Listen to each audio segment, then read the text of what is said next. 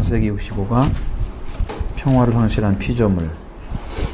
창세기 9장 1절로 2절 말씀 같이 읽어보겠습니다. 하나님이 노아와 그 아들들에게 복을 주시며 그들에게 이르시되 생육하고 번성하여 땅에 충만하라. 땅의 모든 짐승과 공중의 모든 새와 땅에 기는 모든 것과 바다의 모든 물고기가 너희를 두려워하며 너희를 무서워하리니 이것들은 너희 손에 붙였음이니라. 아멘. 이 말씀을 딱 1절 말씀을 대하게 되면 우리가 처음에 하나님의 사람을 창조하시려고 이렇게 창조하고 이런 자리에 세우자 이런 말씀을 하시잖아요. 창세기 1장 26절 28절 말씀 안에 들어있는 하나님이 주신 복을 다시 기억하게 하는데요. 하나님의 노아와 그 아들들에게 복을 주시며 생육하고 번성하여 땅에 충만하라. 자, 여기까지는 그 말씀과 거의 같죠? 같습니다. 창세기 1장 28절의 말씀에 가깝죠? 거의 비슷하고. 그런데 그 뒤의 말씀이 모든 짐승과 공중의 모든 새와 땅에 기는 모든 것과 바다의 모든 물고기가 너희를 두려워하며 너희를 무서워하리니 이것들 너희 손에 붙였다라고 말씀하셔요. 여기가 차이가 나는 거예요. 자, 원래는 복을 받은 하나님의 아들, 딸들이 생육하여 땅에 번성하여 땅에 충만하고 땅을 정복하고 하나님이 창조하신 그 만물들을 다스리는 자리에 세웠지 무서워하고 두려워하는 자리에 세우지는 않았어요. 그것이 차이가 나는 거예요. 근데 어떻게 해서 그런 문제가 생기느냐는 거예요. 이 문제가 안 생겨야 되는데 평화의 관계가 유지가 돼서 사람이 가는 곳에 그곳에서도 모든 동물들과 공중의 새 그리고 바다의 물고기가 평화를 이루는 아름다운 관계가 있어져야 정상적인 삶인데 이것들이 무서워하고 두려워하는 존재가 됐다는 거예요. 사람이 아무리 하나님의 복을 다시 받았어도 만물은 사람을 두려워하는 존재로 되어버렸다는 얘기를 하고 있는 거예요. 그럼 사람이 어떤 존재로 변질됐느냐라는 것을 여기서 찾아내지 않으면 안 되는 거예요. 왜 이렇게 변해서 무서운 존재가 됐느냐는 거예요. 두려워하는 존재가.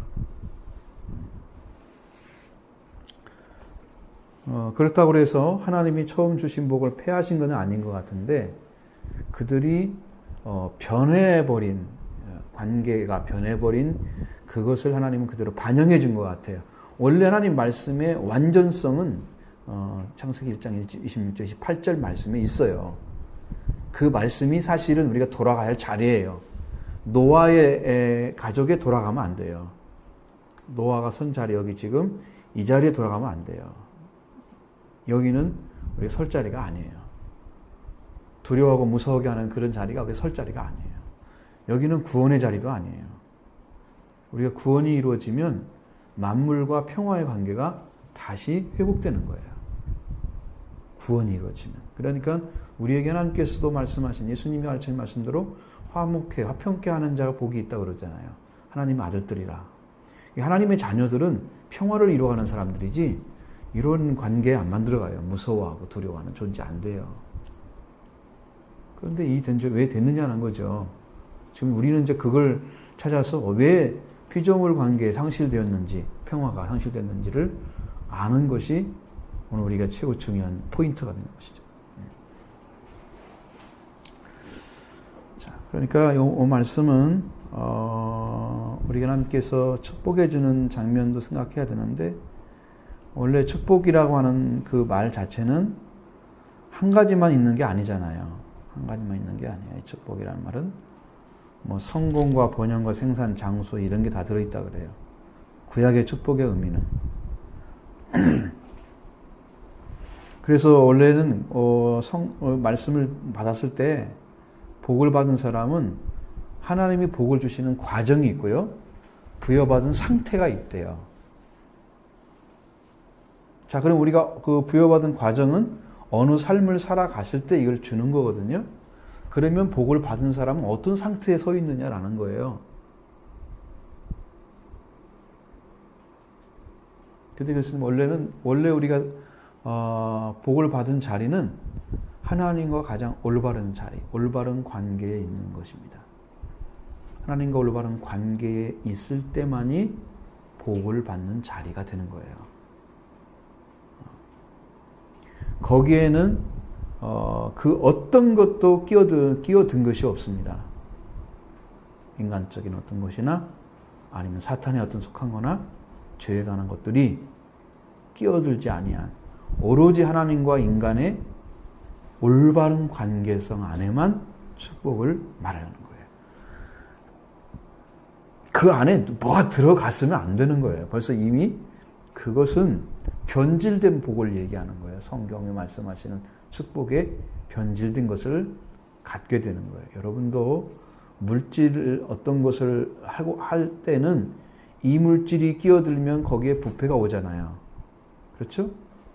이 물질 끼어들면 안 되죠. 다른 어떤 것도 끼어들면 거기에 원래 상태를 변질시키는 효과가 나타나죠.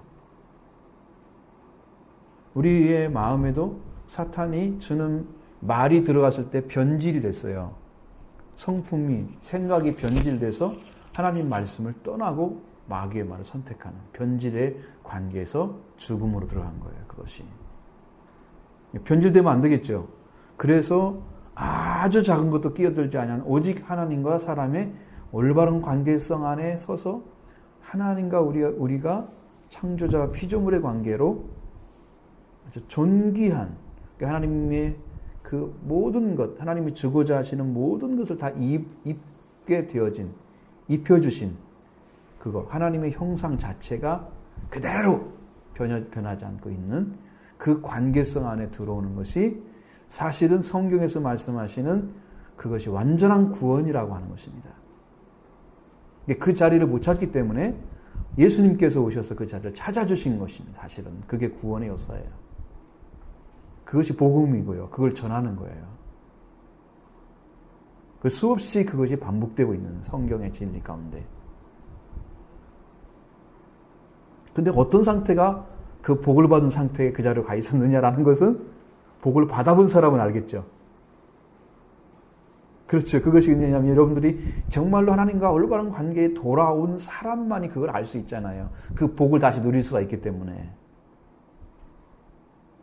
그 문제가 또 다른 문제로 남아있는 거예요. 우리는 그걸 계속 찾아 숙제로 나가고 있는 거예요. 진짜 복의 자리까지 가는 거죠. 신앙은. 그래서 완전하게 되면 좋겠죠. 완전하게 되면 엘리야와 같이, 에녹과 같이 그냥 올라갈 수 있겠죠. 근데 우리 짧은 세월 동안에 그게 이루어질 리는 거의 없습니다. 그렇죠? 하나님이 완전한 어떤 은혜가 임하셔도 죽음을 통해서 들어가는 이유를 말씀드렸죠, 전에. 하늘만 들어가는데 왜 죽음을 통해 들어가는가?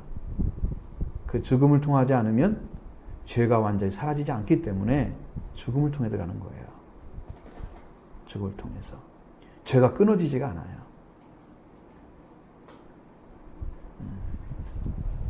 그리고 나중에 이제 우리가 신령한 몸으로 들어갈 때 그때는 이제 특별한 은혜입니다. 신령한 몸으로 그리스도의 몸으로 입고 다시 들어갈 때는 이제 축복의 몸이 되는 거죠. 전혀 다른 상태죠. 우리는 복의 자리까지 들어가야 됩니다. 문제는 이 복을 받은 사람이 한계가 지금 왔다는 거죠. 처음에 복 받은 것처럼 다스리는 자로서의 그 위치보다는 다스리는 자는요. 원래는 다스리는 자가 가져야 할 덕목이 있어요. 그것은 살리는 것입니다. 관계를 살리는 것이 다스리는 자의 힘이에요. 네? 관계를 무서워하고 두렵게 만드는 것은 다스리는 자의 힘이 아닌 거예요. 이것은요. 원래 가지고 있는 힘이 아닌 거예요.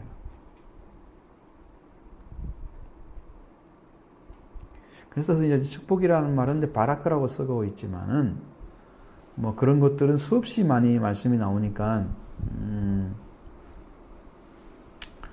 하나님의 말씀 자체가 축복이고 뭐 그것입니다만 우리 뭐 성경에 나와 있는 이런 축복은 예수 그리스도를 통해서 다시 회복되는 축복으로 다시 성경에 이제 나오고 있고 그래서 그리스도와 관계가 이제 죄와 죽음을 제거해 주신 그리스도, 부활의 그리스도 관계 안에 들어갔을 때 우리 하나님의 형상까지 올라가서 복을 입는 자리에 세워지고 그 복이 우리를 완전한 자리에 세우게 하는 거예요. 복을 찾아가고 있는 거예요. 우리는 복을 이루는 거예요. 이 땅의 이제 삶이라고 하는 것은요. 복을 이루어가는 과정에 있는 거다. 그렇게 보시는 게 좋을 것 같아요. 다른 말은 이제 안 드리고요. 두려워하며라는 말에 있습니다. 두려워하다고 하는 것은요. 두려움에는 모라라는 단어를 사용하는 두려워하며 명사입니다. 근데 야레라고 하는 두려워하다, 경외하다는 그런 동사에서 유래했습니다. 야레라고 하는. 이건 두려워하면은 두려움, 공포, 무서움 이런 게 있습니다. 여러분 사람이 두려움이 어디서 나오는가요? 사람의 두려움이 어디서 나와요? 하나님에 대한 두려움은 어떤 것이 두려움이에요? 하나님을 두려워하라 그랬을 때 두려움은. 근데 노아와 그 가족들이 가지고 있는 동물들이 두려워하는 두려움은 어디서 온 건가요? 그 두려움의 가치가 더 달라요. 자리가요.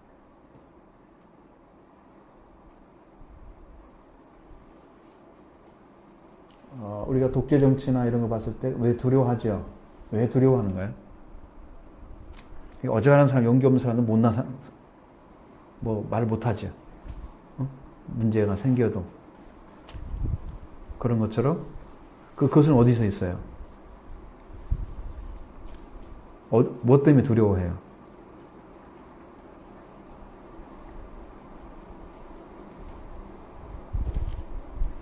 그들이 힘 때문에 두려워하는데 그 힘 자체가 선한 힘이 아니에요. 악한 힘 때문에 두려워하는 거예요. 악한 힘을 사용하잖아요. 사용하는 거예요. 사람이 이 얘기는 사람이 악해졌다고 하는 얘기를 하는 거예요. 지금 하나님의 은혜로 해서 구원은 받았어요. 물에 빠져 죽지 않고 심판은 면했잖아요.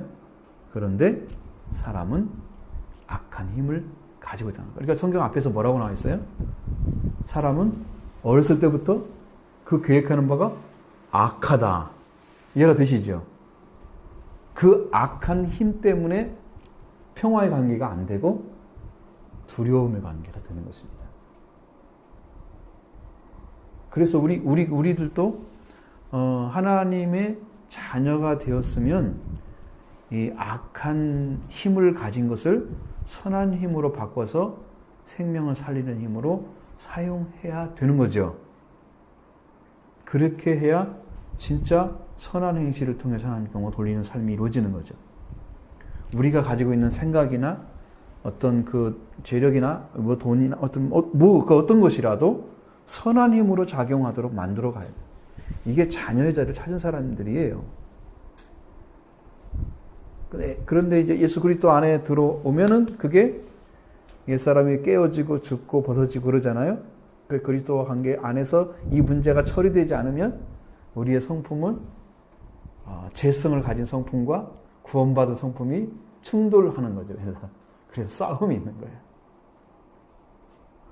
이 문제가 빨리 끝나면은 끝날수록 여러분은 거룩한 삶을 살아가는 거고요. 이 문제가 항상 그 관계 안에서 끼어들어 있으면 여러분은 갈등과 관계 안에서 그냥 그래도 선을 찾아가야지, 말씀을 따라가야지 이러고 이제 다툼, 투쟁하고 있는 거예요. 싸우고 있는 것입니다. 그래서 그리스도의 십자가 안에 죽어야 되겠죠. 주님처럼 장사지네. 옛사람을 지배하지 못하도록 늘 경계해서 기도하는 삶을 살아가야 되고 말씀으로 우리 생명을 굳건히 세워야 되고 이런 삶이 이제 우리에게 필요한 것입니다. 돌아온 사람, 말씀을 돌아왔다고 하는데 여전히 악한 힘을 사용하고 있다 그러면 아직은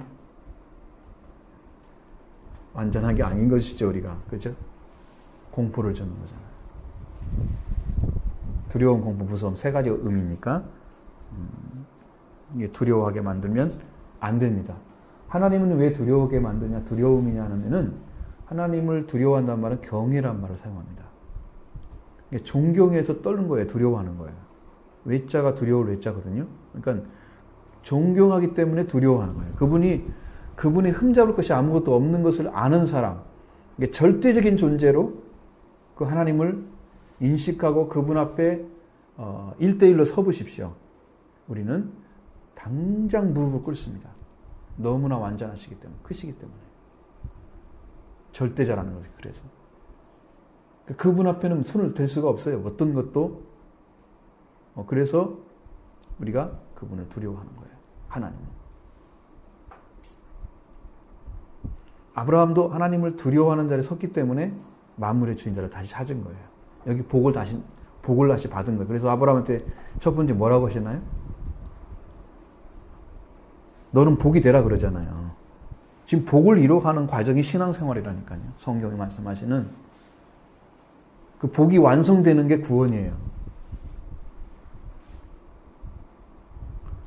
창세기 1장에서 다 공부를 했어요. 그 부분은. 복에 대한 공부는.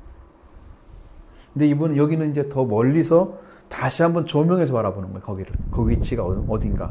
지금 노아의 홍수에서 노아가 살아남은 그 자리에서 하나님이 주시는 복이 과연 거기에 어떤 관계가 있는가 이걸 좀 살펴보는 거예요. 그것이 여러분이 이렇게 망원으로 보는 것처럼 보여야 돼요. 지금 그 모습이. 그게 뭔가. 그러면 아주 공부를 잘 하신 거예요. 그 모습이 보여야 돼요. 그러니까, 아브라함도 자기 아들을 데리고 올라가는데 모리아로 그 산에 어떤 산에 올라가는데 끝에 가서는 정말 칼을 잡고 아들을 번제물로 드리려고 찌르는 순간에 하나님께서 부르시고 그 다음에 아들의 손 대지 말라. 내가 이제야 네가 나를 경외하는 줄 알았노라. 그렇게 말씀하셨어요. 그러니까 티끌만한 것도 하나님 말씀에 대해서 의심하거나 자기 방식대로 해석하지 않고 네 아들을 나 번제물로 바쳐라. 네 사랑하는 네 독자, 네 아들을 왜 그런 말을 강조하면서 얘기했을까요? 너만 사랑하는 게 아니고 내가 진짜 사랑하는 아들이다. 그를 네 편에 두지 말고 내 편에 둬야 된다. 그러니까 나한테 줘야 되는데 아브라함이 늦게 얻은 아들이기 때문에 자기와 관계에서 더 돈독히 하고 지금 그것을 놓아주지 않은 것 같아요. 영적으로 봤을 때는. 그러니까 하나님은 그 관계를 다시 설정시키기 위해서 아브라함이 완전히 술을 놓아버리고 하나님께 드리는 자녀로 가기 위해서 불렀던 거죠. 그래서 이제 거기에서 두려움이 있는 거예요. 말씀에 대해서 조금 더 의심하지 않고 이 아들을 죽이면 창대케 하리라. 내 이름을 심히 창대케 하리라. 큰 민족을 이루겠다. 이 말씀은 끝나는 거죠. 아들을 죽어버리면 끝나는 거잖아요. 그것까지도 하나님께 맡기고 정말 칼로 번제물처럼 찌르려고 하는 완전한 순종 가운데서 그가 그걸 얻어낸 거예요. 완전한 순종 가운데서 하나님을 경외하는 그 중심을 가지고 죽어도 하나님 살리겠지. 그래서 하나님 주신 씨는 죽지 않을 것이다. 그 믿음을 가지고 찔렀다는 거죠. 그 경외가 다르죠. 여기 두려움은 다르죠. 경외가 다릅니다. 두 가지를 구분하셔야 돼요. 하나님을 경외하는 것과 두려워하는 것은 엄격하게 차이 난다.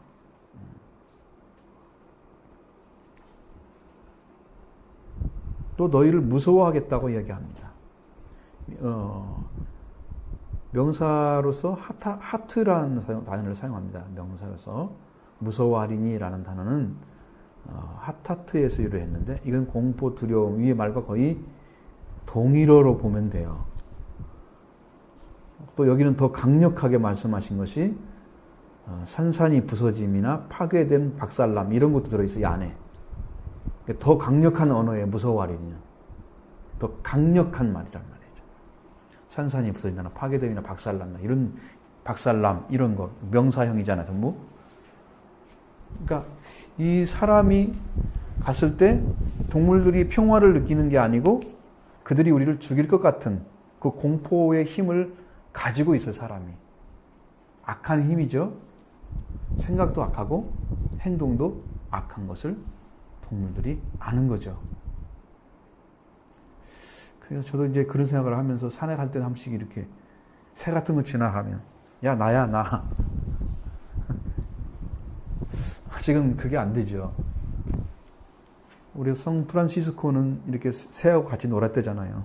근데 어떤 분들, 지금도 영적으로 깊이 들어간 분들은 지금 그렇게 해요. 새들이 오기도 하고요. 물론 이제 길을 들여가지고 뭐 그런 새들 노는 것, 그건 상관없는 거예요.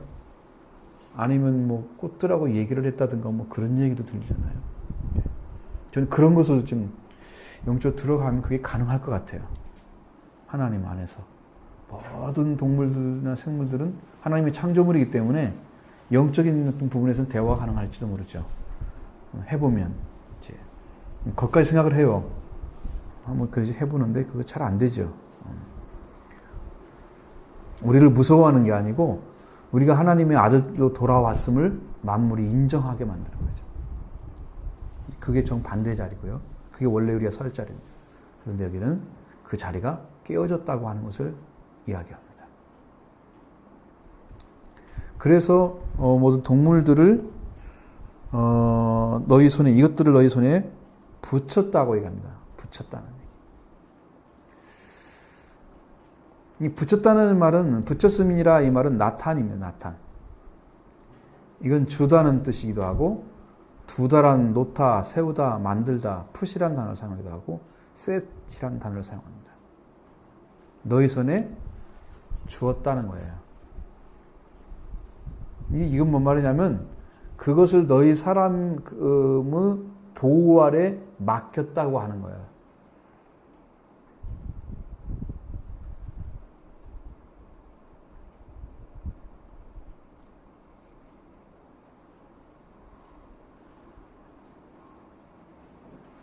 그래서 이것은 뭐냐면 노아에게 그것을 맡겼다고 하는 건데, 원래 이 말씀이 의미하는 것은 하나님의 통치, 신권, 신의 권력이잖아요. 권리잖아요. 그 권력을, 그런 정치적인 권력을 넘겨줄 때 표현하는 것이 이 나탄이라는 단어예요. 여기 사무엘하 16장 8절에 나와 있어요. 그런 내용이. 정말 정치적인 권력을 넘겨주는 의미가. 그래서 어떤 나탄은 특별히 군사적, 사법적 의미로 사용됐습니다. 그래서 권력이나 지배를 넘겨주거나 어떤 사람에게 승리를 허락해주는 그런 의미로 주어버리는.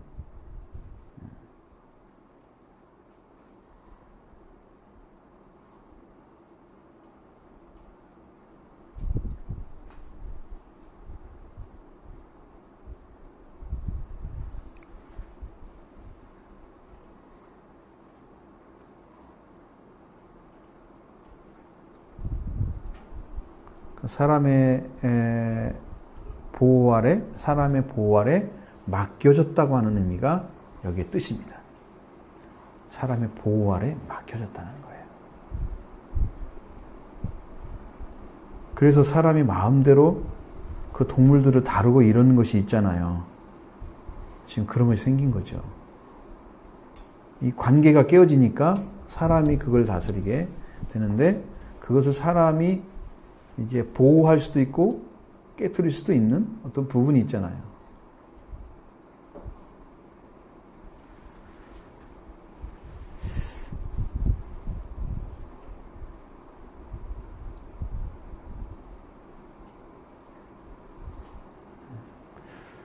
그래서 우리는 하나님께서 이렇게 노아에게 맡겨진 일들을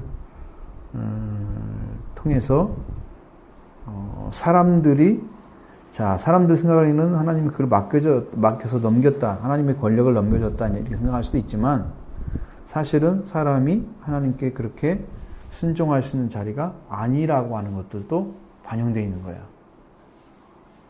과거처럼 완전하게 순종할 수 있는 것이 아니라는 거죠, 사람들이. 그만큼 영적인 부분에서 후퇴한 거예요. 말씀에 불순종하는 이러한 성품도 가지고 있는 거예요. 성경에서 여러 가지 내용들 중에서 보면 하나님이 허락해 준 것들 중에는 사람이 성품이 완악해졌기 때문에 허락한 것도 있습니다.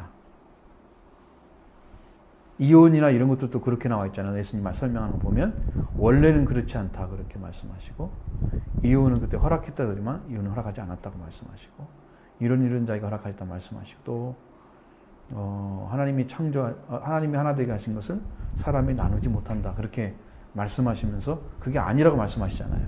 이게 원래 성품과 원래 하나님 말씀과 사람의 성품의 그 관계를 설정해 다시 말씀하시는 것이지 원래는 그렇지 않다는 거예요. 관계가.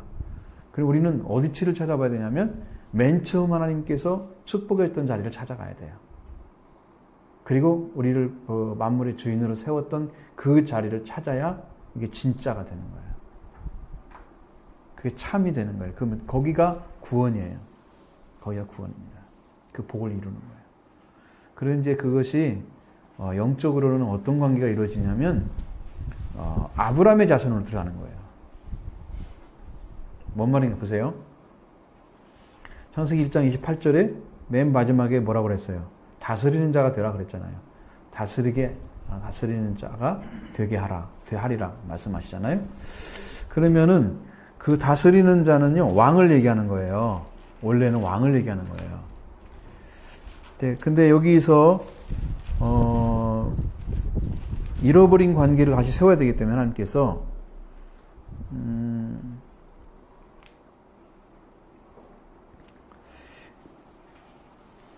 1장 28절에 하나님 그들에게 복을 주시며 하나님이 그들에게 이르시되 생육하고 번성하여 땅에 충만하라 땅을 정복하라 바다의 물고기와 하늘의 새와 땅에 움직이는 모든 생물을 다스리라.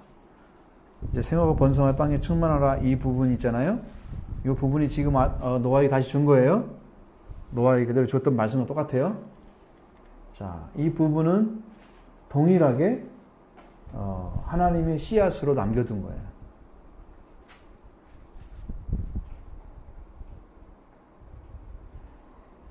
그러니까 하나님의 형상을 닮은 자가 하나님의 자녀를 낳아야 되거든요. 하나님의 형상을 잃어버린 인간이 하나님의 형상을 닮은 자를 낳을 수가 없는 거잖아요. 그런데도 불구하고 노아의 후손을 통해서 그 씨앗 부분도 그대로 남겨놓은 거예요. 그러면 결국은 한 생명의 씨앗이 태어나서 인류를 구원할 자가 되도록 그 씨앗을 남겨둔 거예요. 지금 여기는. 그러면 다스리는 자가 되라고 다스리라 하리라 이렇게 하시니라 말씀하신 이것은 이 부분은 왕의 자리예요. 그런데 인간은 왕의 자리를 상실했어요. 그 자리를 잃어버린 거예요.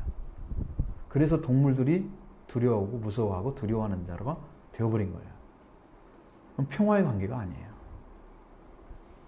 이제 그렇기 때문에 인간이 가지고 있는 그 권한은 하나님께서 친히 허락해 주셨다 이렇게 말씀하시면 안 된다는 거죠.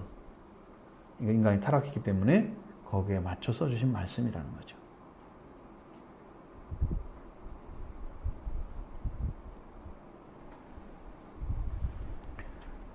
그래서 성경이 이제 똑같은 말씀을 계속 보는데 성경이 아주 현명하게 들을 때가 있어요. 그 말씀이.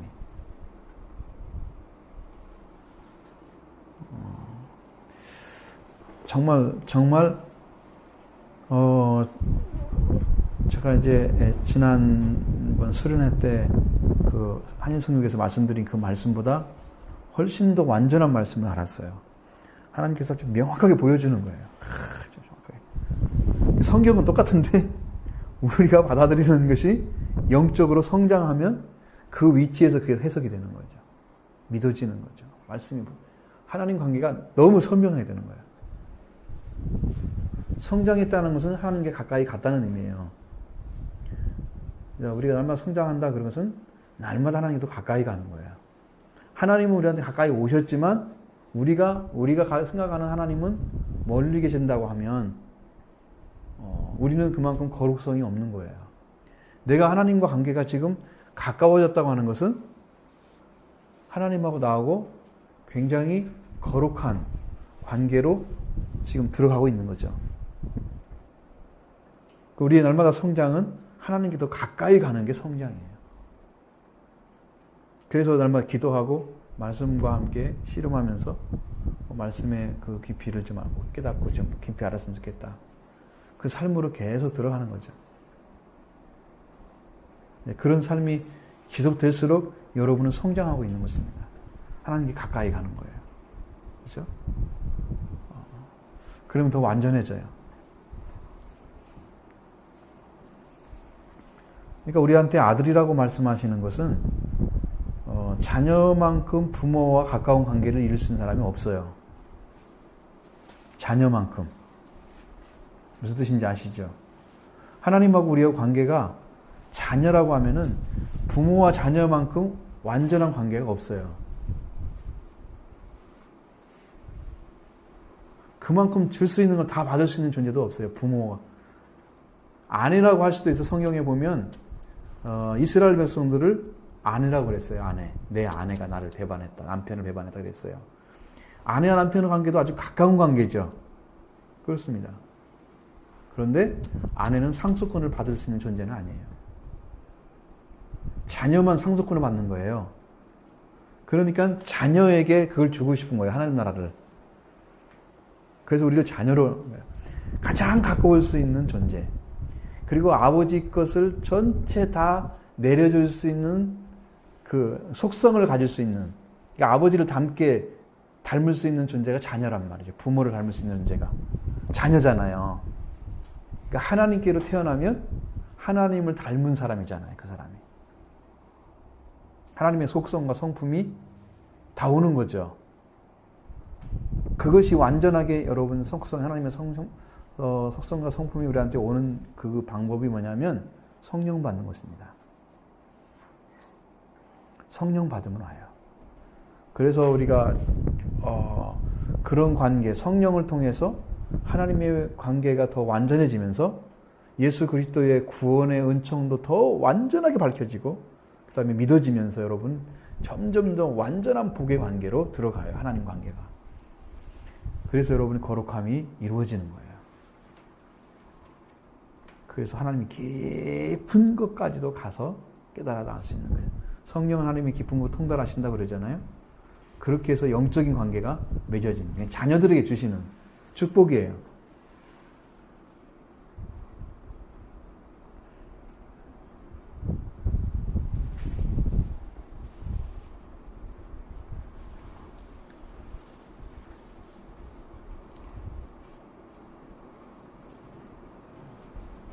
어려운가요?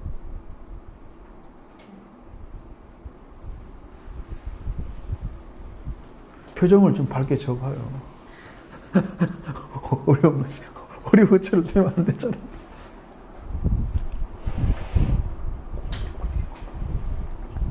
좀 마시기도 하시고요. 시원하게. 아, 좋은데요? 이온 음료가 참 어느 때는 참 좋아요. 참 좋습니다. 이게 빨리 흡수되고 몸도 굉장히 빨리 회복되는 것 같고. 자, 이 말씀 드리면서 느낀 점이 있으면 말씀 나누고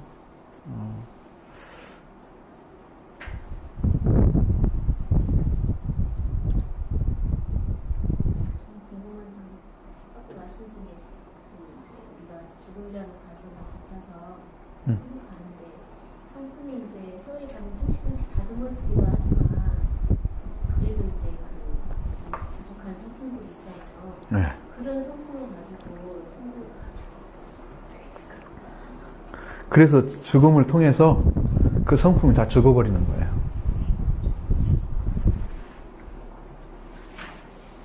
그래서 죽음을 통해 들어야 돼요. 하늘나라는. 죽지 않고 갈 수 있는 부분이 없어요. 그러면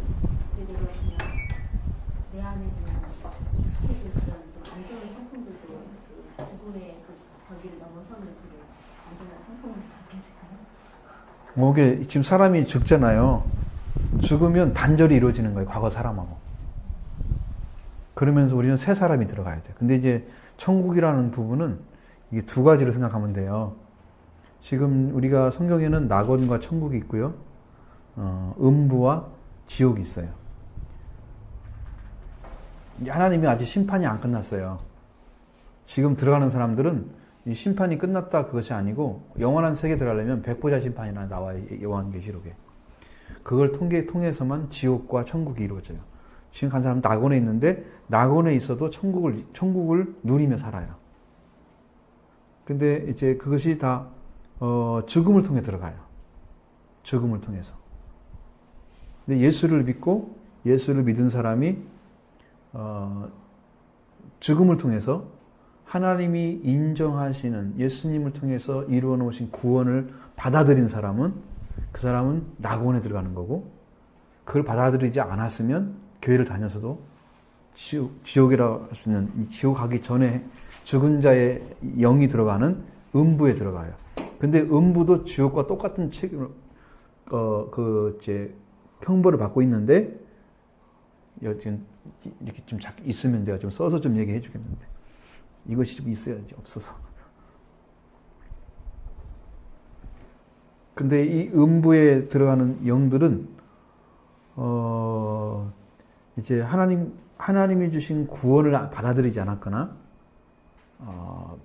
하나님이 뭐 원하시는 그 믿음이 아닌 사람들, 그러니까 정말 믿음이 예수님이 내 안에 계신 것을 알지 못하면 너희는 버린 자다 나오잖아요. 무섭지요. 고린도서 30장에 나오는 말씀. 두렵잖아요. 진짜 믿음도 아닌 것을 믿고 살았어, 일생 동안. 그때 죽음의 때 그것이 아니라고 인정하려면 음부로 가야 돼요. 그래서 마지막 이제 최후의 심판이 끝나고, 이제 이 지상이 끝나고 마지막 백보자 심판이 있을 때, 그때 하나님이 최종적으로 결정하는 거예요. 그때는 하나님의 형상대로 완전히 회복돼서 예수 그리스도로 인해서 신령한 몸을, 예수님의 몸을 입고 다시 들어가는 사람, 이제 천국에 들어가는 거고, 여기 사람들은 이제 영벌의 옷을 입게 돼요. 그래서 심판의 옷이라고 성경했는데, 심판의 부활로 나오는 사람들은, 그 심판의 부활에 속한 사람들은 영원히 지옥에 들어가니 끝나버리는 거예요. 그러니까 제가 지금 요한계시록 공부하고 있는데 재밌습니다, 아주. 이번 주는 상당히 굉장히 정확한 것들을 많이 내가 들었어요. 아마 여러분도 머지않아서 요한계시록 배우게 될 거예요. 이제 그걸 또 가지고 내가 기도를 해야죠. 하나님 은혜 가운데 더 들어가면 그 강사보다 더 높은 수준에서 말씀을 전할 수 있을 거예요. 하나님 주시면. 그래야 되겠죠. 그분은 이제 참 연구 많이 했더라고요, 정말로. 기도하고. 그렇게 돼요. 근데 이제 우리가 그 죽는 과정이 있잖아요. 죽는 과정이라는 것은 옛 몸이 벗어져 버리는 거예요. 죽음을 통해서 우리가 육에 가졌던 소욕이나 육이 원하는 것들을 그냥 끊어져 버리잖아요. 그리고 영이 나오잖아요. 이 몸에서.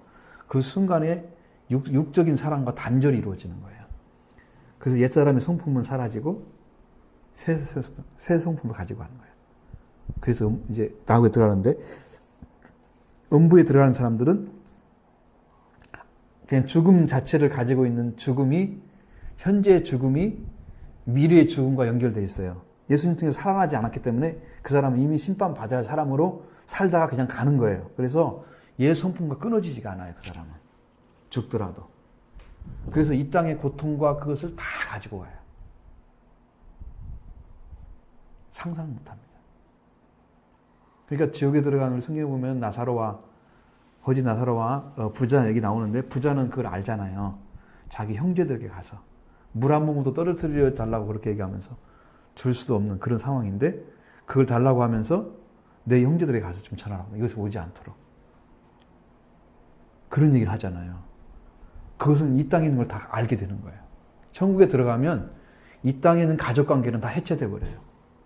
그리고 모두가 하나님의 아들, 딸로 되는 거예요. 자녀가 되는 거예요. 아버지와 함께 사는 자녀만 이루어져요. 형제관계, 그리고 우리는 형제관계. 그거 외에는 높고 낮음이 없어요. 영광의 차이는 있어요. 영광의 차이만 있고 다른 건 없어요. 그렇게 정리를 하셔야 죽음은. 정확하죠?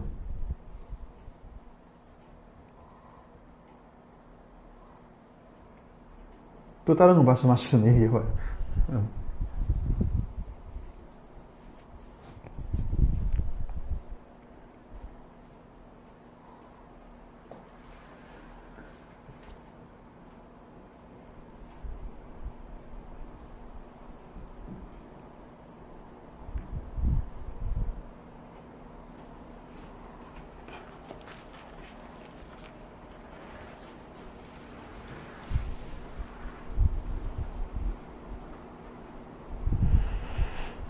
전에 우리가 복에 대해서 설명드렸을 때 바라크는 유익한 능력을 부여하다 그렇게 말씀드렸었죠. 사람에게 유익한 능력을 부여해 주는 게 복이라는 의미를 지니고 있다. 바라크의 기본적인 의미예요. 사람이 그 도모를 하는데 어떤 유익하게 만드는 거예요. 복을 만들어가는 거죠. 생활 속에서. 그러나 그것이 이제 하나님 관계에 있는 사람이 사는 사람은 그런 능력을 사용하겠죠. 복이 되겠죠. 그런데 자기에게만 유익하고 다른 사람 뺏어오는 그런 것은 복이 아니에요. 유익하게 해주는 게 아니에요. 자기만 유익하게 하는 것은 복이 아니에요. 이건 유익한다는 말은 상대도 유익하고 나도 유익해야 돼요. 서로가 복이 되는 거예요. 그게. 복의 관계는. 나는 그걸 통해서 엄청나게 받은 다른 사람은 손해를 봤어. 힘들게 됐어. 그건 복이 아니에요. 세상 물질이 복이 아닌 거예요. 그래서. 그거 많이 팔아가지고 자기는 돈 많이 벌잖아요. 많이 벌면 뭐예요? 그거 가지고? 자기들 위해서 살잖아요. 국민이 나눠주나요? 안 그렇죠. 뭐 세금은 좀 내겠지만 나라를 위해서. 그건 만들어진 사람이 세상의 제도 때문에 이렇게 살고 있는 거잖아요. 허락되어진 방법이죠. 그러니까 천국에 들어간 사람들은 다 유익하게 하는 거예요. 나도 유익하고 있고. 복을 그렇게 사용하는 거예요. 작은 거라도 하는 사람이 도움이 되려고 하는 사람들 있잖아요. 작은 거라도 하는 사람이 유익되게 하려고 하는 사람 있잖아요. 그 복을 지금 이루어가고 있는 사람들이에요. 복을 좀 바라크를 지금 하고 있는 거예요. 복을.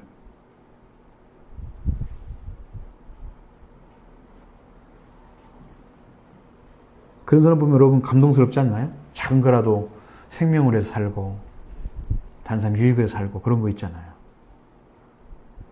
참 축복은 정말 우리를 더 완전하게 만들어가는 굉장히 그 통로가 이루어지는 것 같아요. 우리 복 받았다고 하면 내가 잘 되고 내 자식 잘 되고 이런 기본적인 복 생각하잖아요. 복에 그런 개념이 여기는 들어있지 않아요. 잠언서 같은 데는 그런 얘기들이 상당히 나오기 때문에 우리가 폭넓게 보면 그런 것도 수용할 수 있는 부분이 있어요. 그런데 문제는 하나님이 처음 준 복에는 그런 게 안 들어있다는 것을 생각하셔야 된다.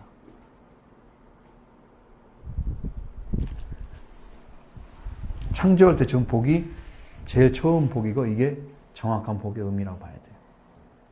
그렇죠? 여러분 예수 믿고 복 받았습니까? 복 받으신 거죠? 지금 복을 받아서 지금 살아가고 있는 거죠. 그러면 여러분에게 필요한 유익한 능력을 주셔서 이걸 가지고 살아가잖아요.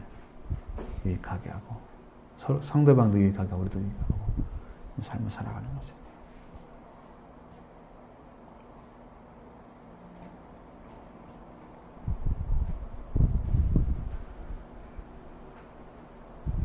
근데 우리가 추구하고 있는 부분들, 쉽게 말하면 여러분이 이제 어떤 그 예수를 믿고 하나님께 속한 자녀로 사는 이제 생각을 하고 있는데, 그 중심은 무엇을 중심으로 사고하고 생각하면서 이 말씀들을 순종해 가는지, 뭘 어떻게 하기 위해서 그 일을 하고자 하는지, 이를테면 우리가 말씀에 순종하고 한다는 말씀을 한다면 그 중심에는 무슨 생각을 가졌기 때문에 저 사람이 저걸 하려고 하지?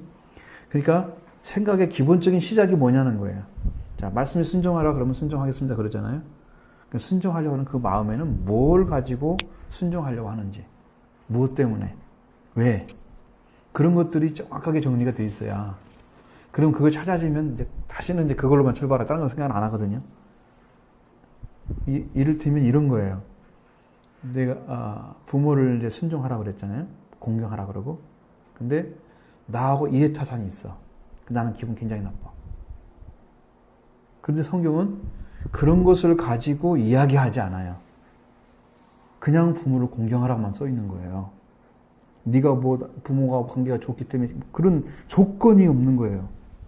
부모가 나한테 잘해줬기 때문에 그런 조건이 없는 거예요. 그럼 나는 어떻게 해야 돼요? 어떤 마음으로 순종을 해야 돼요?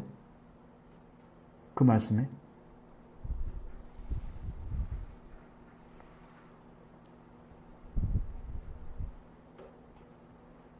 어떻게 해야 순종이 되겠어요?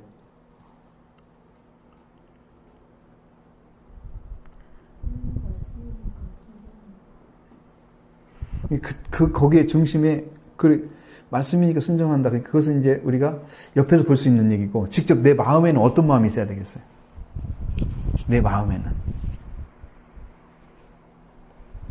내 마음 깊숙이에서는 어떤 사고가 존재해야 그 말씀이 순종으로 가느냐고.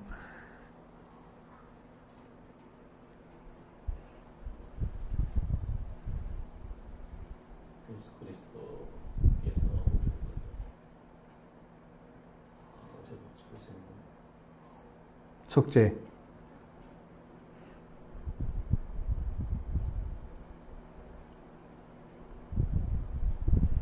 속죄를 받은 은혜 때문에 그 어떤 것도 다 덮을 수 있다는 거죠. 지금 그 말씀 하시는 거죠.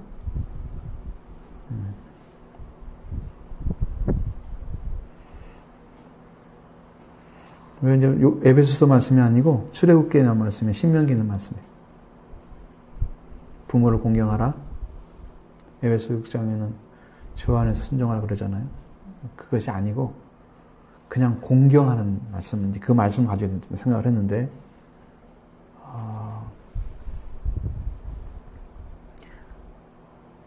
이것은 하나님의 명령이다.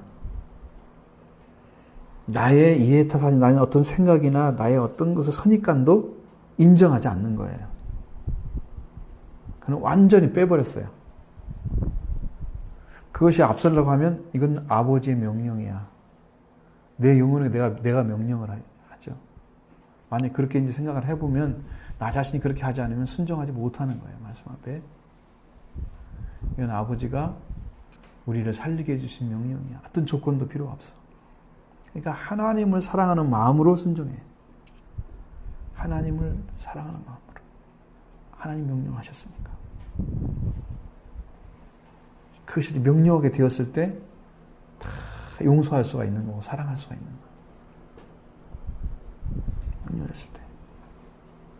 그러니까 우리의 마음속에 그러한 조건들이 말씀 앞에 순종되면 내가 지금 가지고 있는 세상에 관한 것들이나 아니면 어떤 이해타산적인 것들, 뭐 개인적인 그런 관계들이 많잖아요. 그런 것들이 완전히 깨어지고 말씀만이 중심이 된 사고가 이루어지면 그러면 이제 옛사람이 죽는 거죠. 말씀 앞에. 이게 우리가 지금 죽는단 말을 잘 모르잖아요.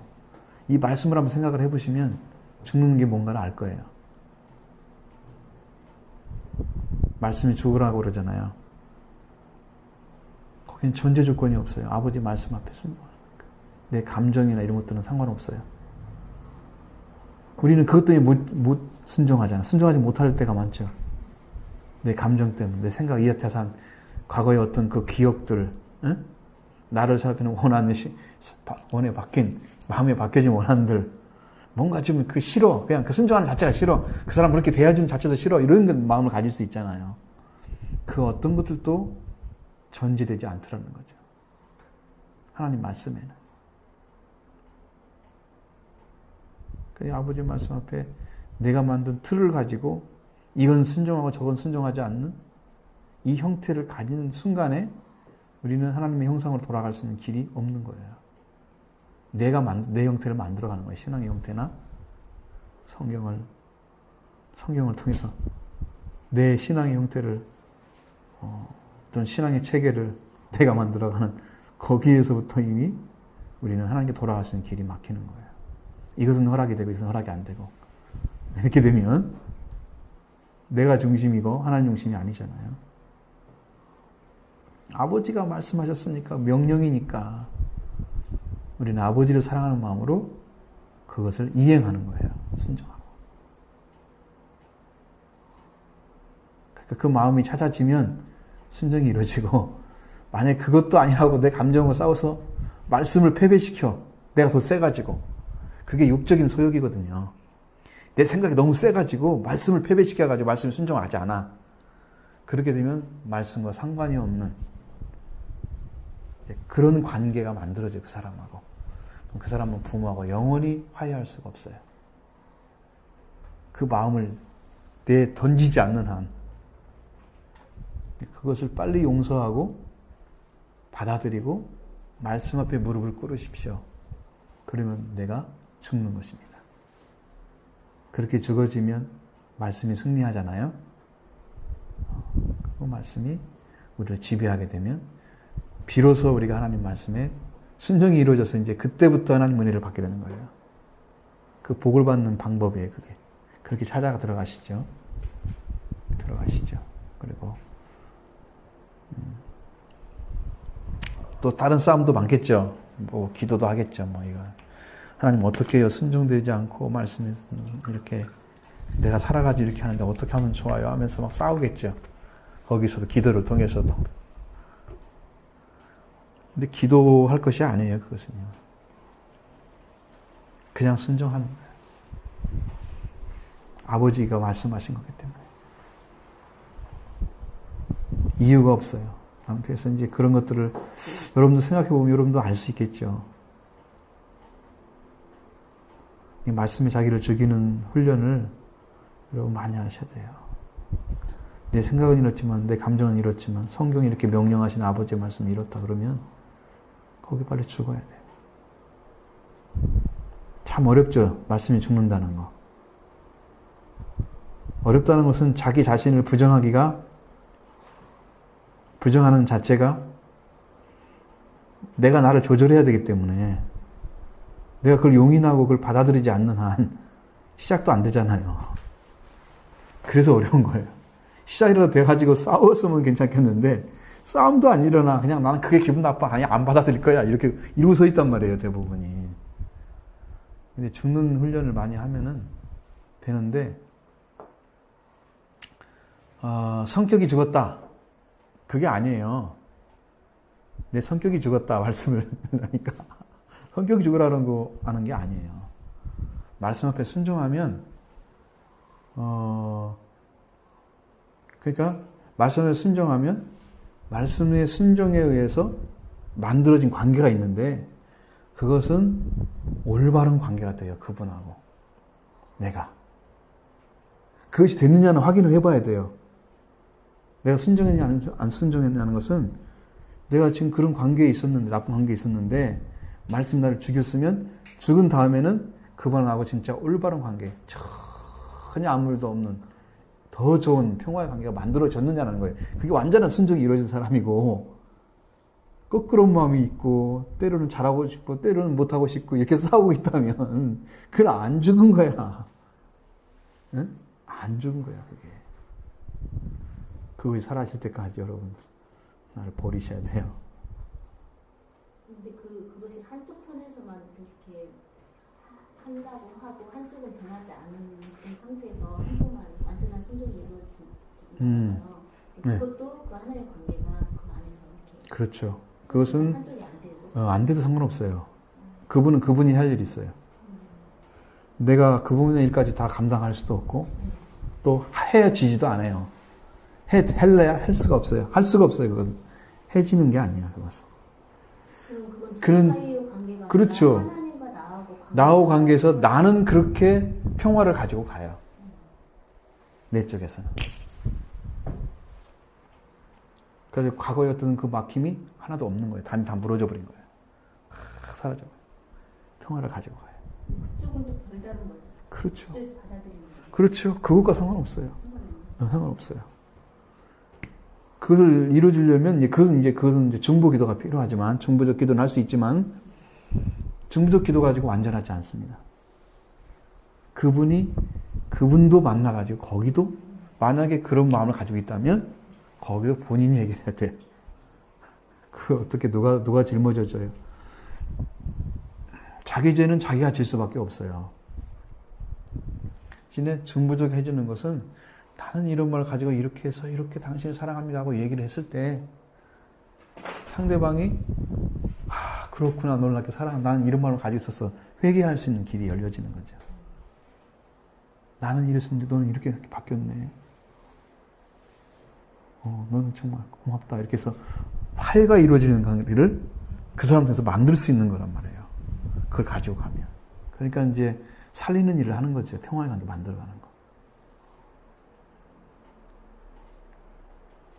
이 실제 삶에서 경험해 보세요, 여러분.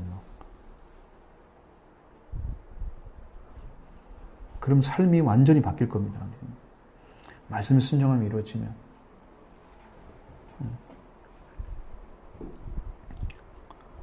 그래서 내가 하나님과 관계가 가까워져서 복을 받은 사람으로서 모습이 그 사람한테 드러나는 거예요.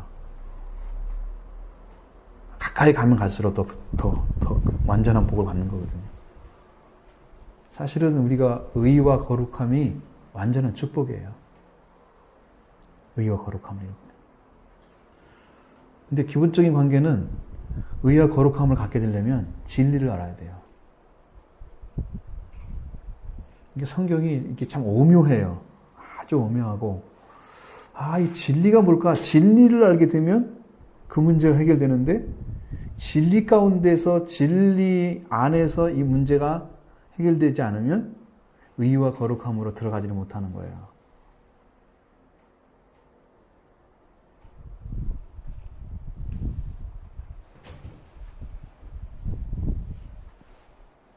그래서 진리를 알지니 진리가 너희를 자유케 하리라. 진리가 그렇게 중요하거든요. 진리를 알아야 되고.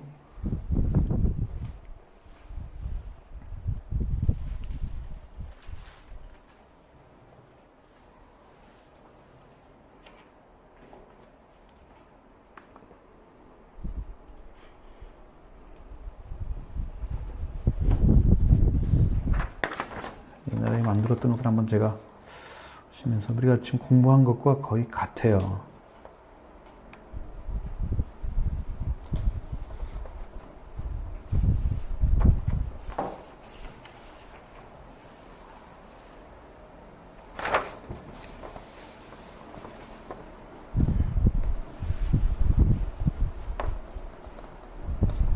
이게 피조물의 관계, 창조자 피조물의 관계가 이제 하나님은 완전하게 계시는데 사람과 피조물의 관계가 깨진 거예요. 그러니까 사람이 하나님의 평화를 그 완전한 관계를 통해서 하나님 창조하신 세계를 다스리는 자가 되면 그것이 하나님 관계가 완전하면 평화의 관계가 바로 가는데 하나님 관계가 완전한 관계 하나님은 세우시기 원하시지만 그가 가지고 있는 것이 완전하지 않아요. 그러니까 파괴된 성품, 그 계획하는 것이 어렵다 악한 걸 가지고 있는 존재가 피조물로 나타날 때는 옛날에 죄가 없이 선을만 가지고 있는 그 죄가 없는 세계에 있었던 그 사람이 다스리는 세계와 다른 거죠. 그래서 이제 폭력이 나타나고 죄가 나타나고 이제 그런 일이 벌어지는 거예요. 점점 들어가면 이제 더 니무롯이라는 사람 나오고 나중에 나오잖아요. 점점 악한 걸로 다시 들어가는 거예요. 이것을 말씀하신 거 보면 그것이 이미 여기서 예견되어 있었어요. 공포를 주는 존재로. 그것이 피조물 관계에서만 그런 게 아니고 사람과 사람의 관계에서도 깨어진 관계를 가지고 이제 살 것이 이미 여기 드러나고 있는 거죠. 이미 드러나고 있는 거죠.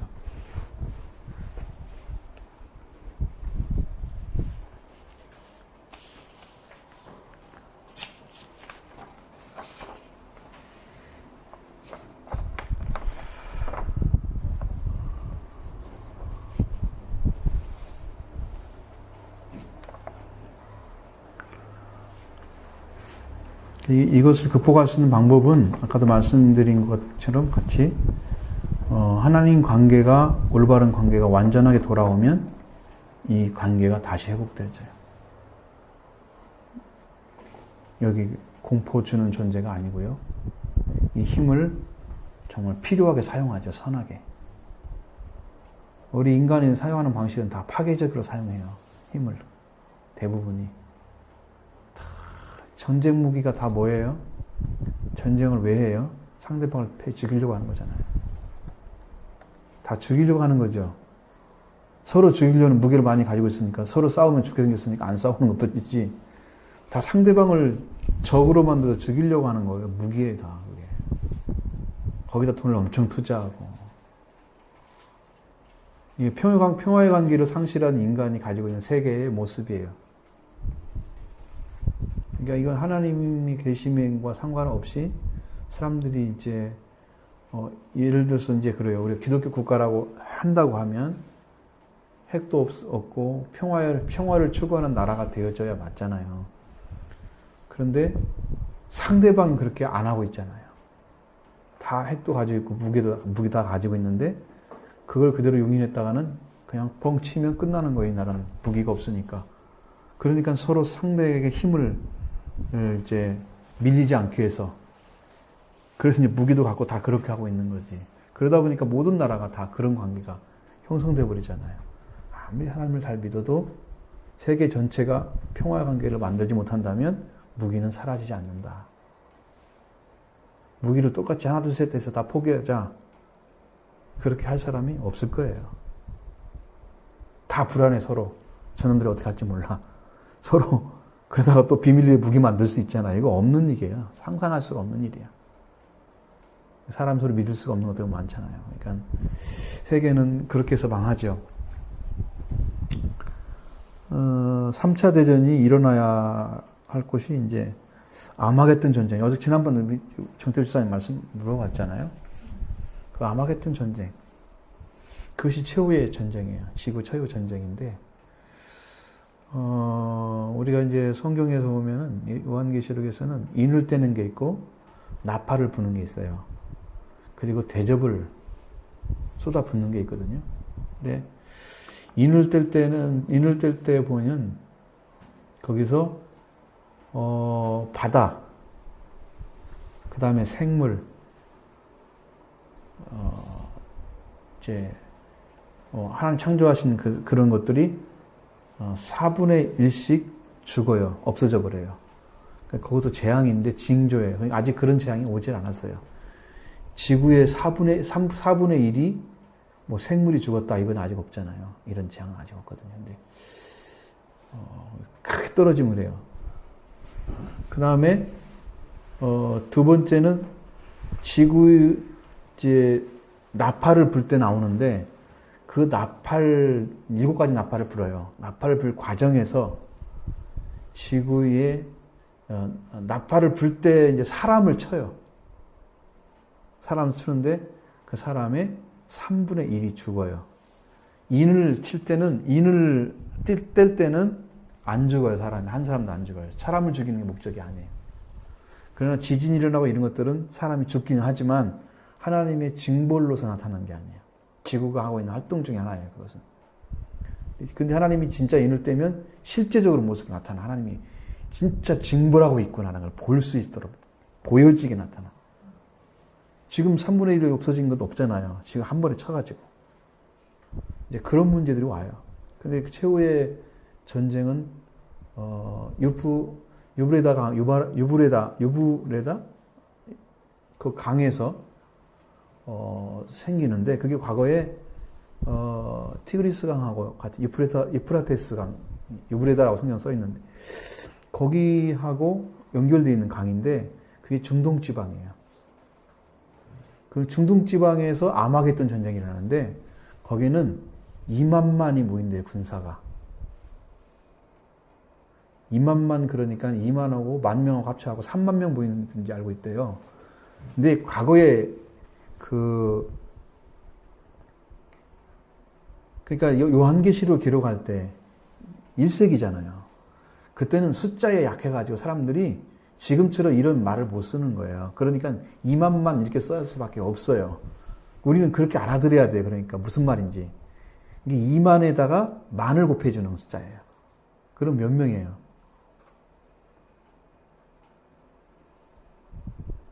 동그라미 몇 개를 붙여야 돼요, 거기다가.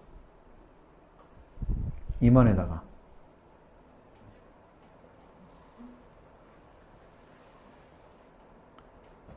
10만, 100만, 1000만, 억.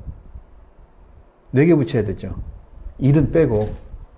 그럼 어떻게 돼요? 2억 명의 사람이 군사가 모이는데 2억 명이 모이려면 이 지구에 있는 거의 대부분의 군대가 다 와야 된대요. 그래야 2억이 되는 군사로는. 군사로 2억 만들기 쉽겠어요? 근데 왜 유프라테스 강, 유브라데가 거기서 전쟁을 하느냐 그러면 전쟁하는 이유는 예루살렘을 없애기 위해서 그런데요. 그것이 이제 하나님께서 놓아주신 그 내 천사에 의해서 전쟁은요, 천사에 의해서 이루어지는 거예요, 다. 성경에 다 나와 있어요. 그런 원리를 나는 몰랐었는데, 그 성경에 나와 있더라고. 근데 그렇게 이루어지면 거기서 엄청난 재앙이 있어서 거기에서 지구의 인구의 3분의 1이 죽는 거예요. 3분의 1이면 몇십억이 죽는 거예요? 우리 지금 60억 잡으면 20억 명이 죽는 거예요. 상상을 초월하는 거죠. 상상을 초월하는 거예요. 그 전쟁이 올 거예요. 분명 올 거예요. 그리고 예루살렘을 왜 치느냐? 하나님께서 예루살렘을 중심으로 일을 하세요.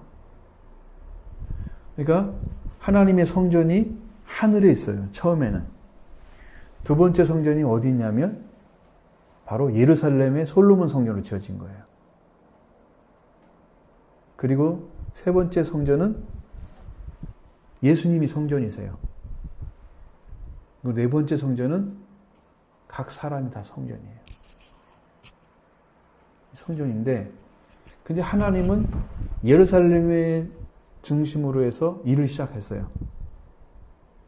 그리고 성령도 예루살렘에 임했어요. 성전이 예루살렘에 지어진 거 보이고, 그다음에 성령도 예루살렘에서 내렸어요. 그러면 예수님이 다시 오심도 예루살렘에 오시는 거예요. 예루살렘에 와서 예루살렘을 중심으로 해서 예수님이 재림한다는 말씀이 있는데, 그 재림을 방해하기 위해서 적그리스도가 거기서 싸움을 거는 거예요.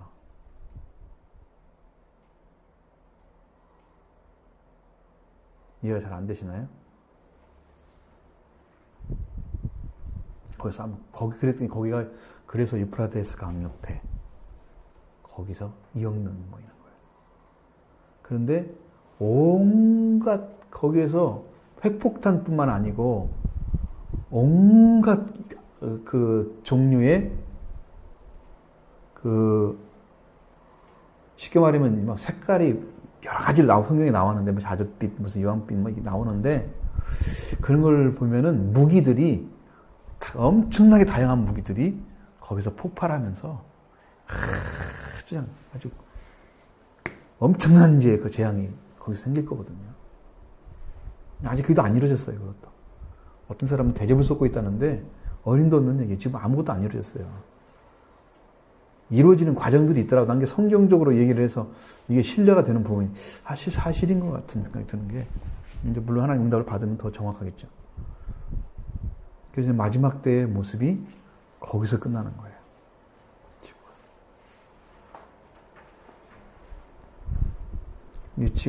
그래가지고 그 전쟁을 통해서 세계가 단일화가 되는 거예요. 그때 마지막 나타나는 존재가 적그리스도가 나타나는 거예요. 적그리스도. 그래서 경제의 힘을 가지고 이 지구를 한 나라로 만들어버려요. 한 나라로. 그래가지고 예수 그리스도의 오심을 대적하는 거예요. 재림을 방해하려고 하는 거예요. 그 세력이 지금 만들어지고 있어요.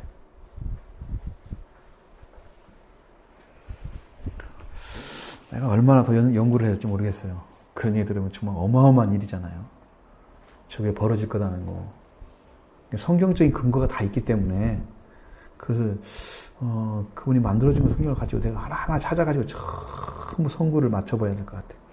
그러면 여러분들도 이해가 충분히 될 거예요. 무슨 말인지가 알아듣게 되면. 그럼 놀라운 비밀들을 이제 캐내겠죠. 그러니까.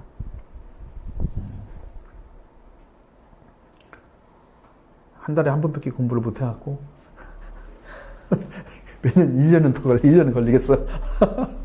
근데 우리는 언제 배울지 모르겠어요. 그래도 이런 얘기만 들어도 엄청난 거잖아요. 여러분, 한 번도 몰랐던 얘기잖아요. 새로운 것들이 정말 많이 나와요. 그러니까 아주 아름다운 그 역사들이 펼쳐질 것 같아요.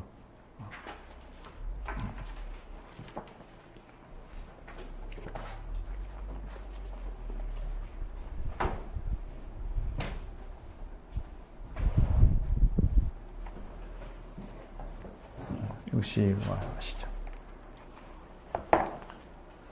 땅에서 이 생활을 생활을 다시 시작한 노아와 그 가족을 하나님께서 축복하셨다. 태업하고 번성하여 땅에 충만하라고 하신 축복의 말씀은 창세기 1장 28절의 말씀과 같다. 그러나 계속되는 땅의 모든 짐승과 중기의 모든 새와 땅에 기는 모든 것과 바다의 모든 고기가 너희를 두려워하며 너희를 무서워하리니 이들은 너희 손에 붙이었음이라고 하신 말씀을 통해서 인간과 피조물의 관계가 평화를 상실하고 있음을 알 수 있다. 이것은 노아의 자손을 통해서 다시 땅에 번식하기 시작하는 인류가 하나님과의 바른 관계를 회복하지 못하고 다시 죄의 역사를 되풀이하게 될 것이라는 것을 암시해주고 있다. 사실 온 인류가 멸망하는 것을 눈앞에서 보았고 하나님의 말씀은 1.1획도 변함없이 성취된다는 사실을 체험한 노아의 가족이었지만 노아의 배에 이미 분열이 있었다. 이렇게 대홍수의 심판을 체험하면서도 하나님과 근본적으로 하나 되는 관계를 체험하지 못한 인간들은 피조물들과의 관계도 평화를 회복하지 못하여 인간은 피조물들의 두려움의 대상이 되었다. 그러므로 인간이 영광스러운 하나님의 형상을 입은 자리에 회복될 때 그래서 인간을 위해서 지음받은 피조물들도 축복받는 존재가 된다. 타락하여 하나님과의 거룩한 관계가 단절된 인간들이 상실한 것은 평화이다. 이 평화는 인간만 상실하는 것이 아니며 인간을 통하여 모든 피조물들조차도 상실하게 되었다. 피조물들의 영광이며 금이었던 인간들이 피조물들에게 가장 두렵고 무서운 적이 된 것이다. 여기가 여러분들이 한 가지 생각해야 될 아주 중요한 부분이 뭐냐면 86페이지 마지막 부분입니다. 자, 이렇게 태홍수의 심판을 체험하면서도 하나님과 근본적으로 하나 되는 관계를 체험하지 못한 인간들은 피조물들과의 관계도 평화를 회복하지 못하여 인간은 피조물들의 두려움이 상됐다. 이렇게 말하고 있잖아요. 대홍수의 심판을 통해서 하나님께서 뭘 보여준 거예요? 말씀에 불순종하는 세력에 대해서 그 심판을 하신 거잖아요. 그런데 그렇게 했기 때문에 사람들은 하나님께 순종하고 들어와야 된다는 얘기죠.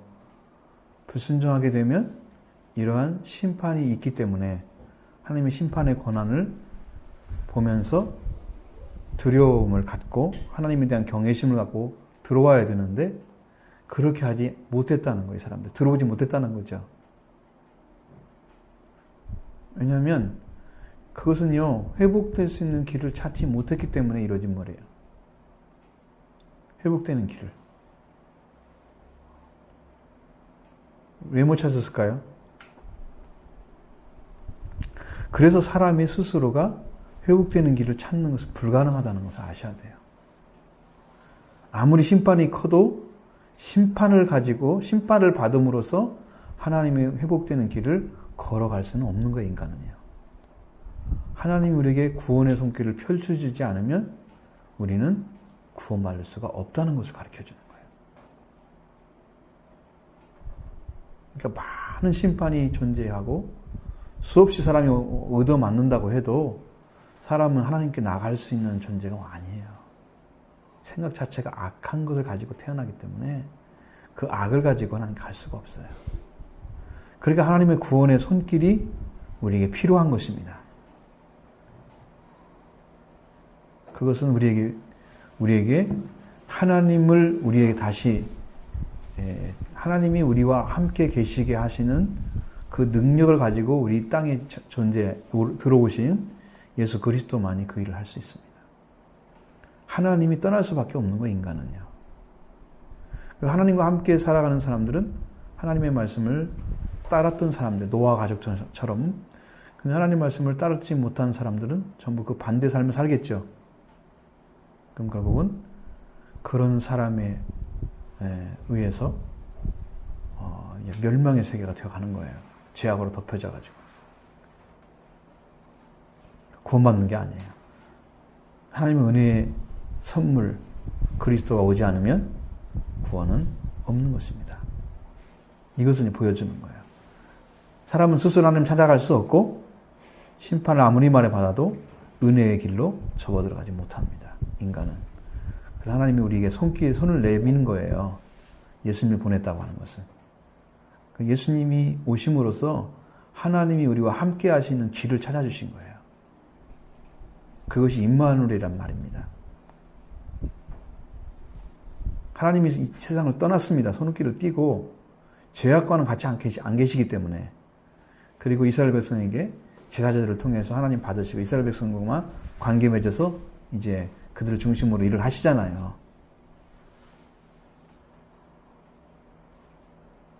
예수님이 임마누엘로 이 땅에 다시 오신 거예요. 하나님 우리와 함께 계시는 길을 열어주시기 위해서. 그 전에 조금씩 나타난 것들은 굉장히 아주 지엽적인 거예요. 하나님 나타나서 선지자를 통해서 말씀하시고, 여러 백성들도 통해서 말씀하시고, 그런 것들 여러 가지 나오는데, 그건 지엽적인 거예요. 완전한 것은 아니었어요. 그 부분이 해야 돼요. 잘 봐야 될 부분이고, 사람 하나님께 평화의 관계를 회복해서 스스로 갈 수 없다는 거 아셔야 돼요. 그래서 예수 그리스도를 여러분이 영접하셔야 됩니다. 예수님만이 그렇게 하나님 관계가 다시 회복되도록 길을 열어서 완성시켜 놓으셨기 때문에 예수님이 길입니다. 아버지께 가는 길. 딱 하나밖에 없습니다.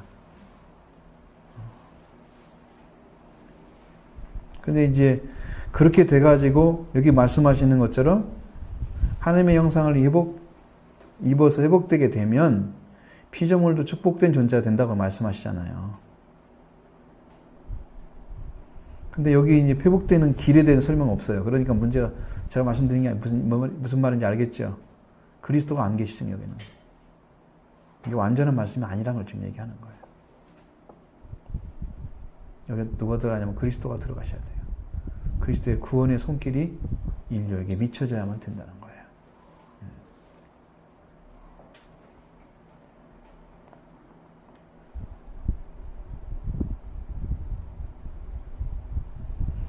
하나님 관계가 끊어진 것은 불화가 된 거죠.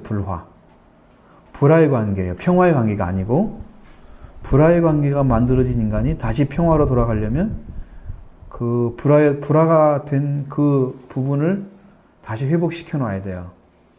그죠?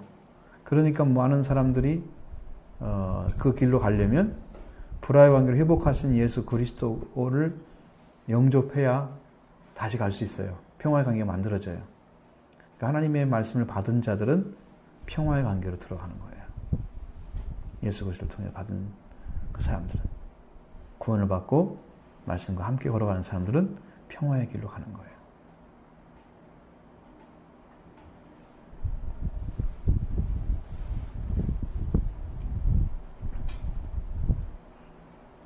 그래야 완전한 이제 관계가 이루어지는 것이죠.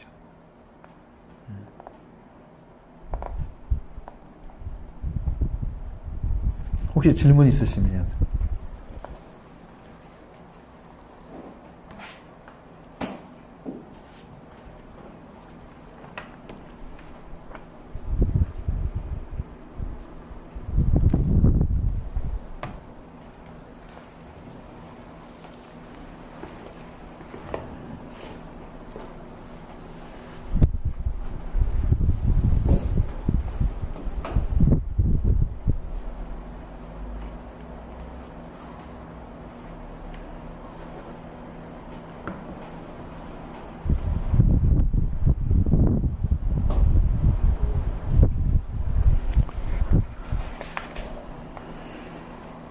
사람이 스스로 찾아가는 방식은요, 종교예요, 종교.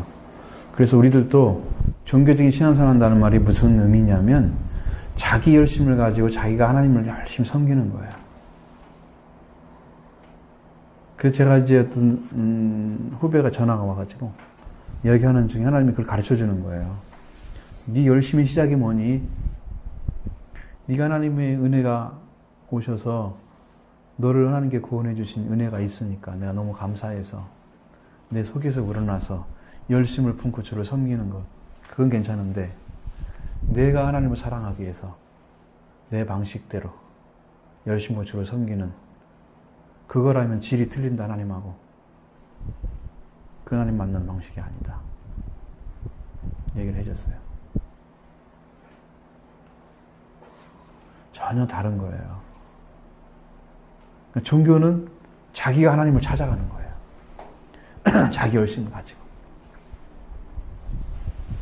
근데 신앙이라는 것은 우리가 하나님을 믿고 하나님이 주신 은혜, 예수 그리스도를 주신 그 만나서 그 주신 은혜가 너무 감사해서 그 구원해 주신 그 속죄의 은혜가 너무 감사해서 이 은혜를 어떻게 표현할 수가 없어.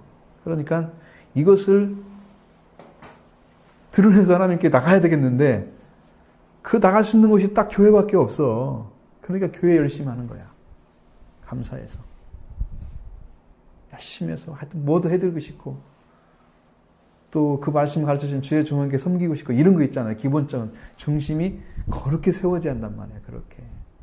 그러면 그 사람은 참을 이제 믿고 있는 거지. 왜냐하면 이게 잘 안 되기 때문에 말을 하는 거고 안 된 성도들이 많을 거라 생각하니까 그런 얘기를 하는 거예요. 그래서 그런 열심을 우리가 가지고 그 은혜 때문에 감사해서 여러분들 그런 회복되는 신앙 그렇게 생활하면 좋겠습니다.